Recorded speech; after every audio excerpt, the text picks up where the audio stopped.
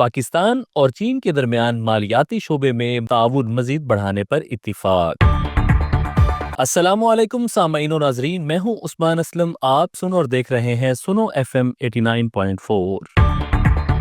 پاکستان اور چین کے درمیان مالیاتی شعبے میں تعاون بڑھانے پر اتفاق ہو گیا ہے، جبکہ وزیر خزانہ محمد اورنگزیب کا کہنا ہے کہ پاکستان کی معاشی کارکردگی مثبت ہے۔ حکومت مالیاتی ذرائع کو متنوع بنانے کے لیے مسلسل اقدامات کر رہی ہے اور اصلاحاتی عمل جاری رکھنے کے لیے پرعزم ہے۔ وفاقی وزیر خزانہ و محصولات سینیٹر محمد اورنگزیب نے آج بیجنگ میں ہونگتا سیکیورٹیز کے چیئرمین جنگ فینگ سے اہم ملاقات کی۔ ملاقات کے دوران وزیر خزانہ نے پاکستان کی حالیہ معاشی کارکردگی پر روشنی ڈالی اور حکومت کے اس عزم کا اعادہ کیا کہ پائیدار اور شمولیتی اقتصادی ترقی کے حصول کے لیے ڈھانچہ جاتی اصلاحات کا سلسلہ جاری رکھا جائے گا۔ سینیٹر اورنگزیب نے اس بات پر بھی زور دیا کہ بین الاقوامی کریڈٹ ریٹنگ ایجنسیز پاکستان کی معاشی صورتحال پر بڑھتے ہوئے اعتماد کا اظہار کر رہی ہیں۔ ملاقات میں دونوں فریقین نے کیپٹل مارکیٹس میں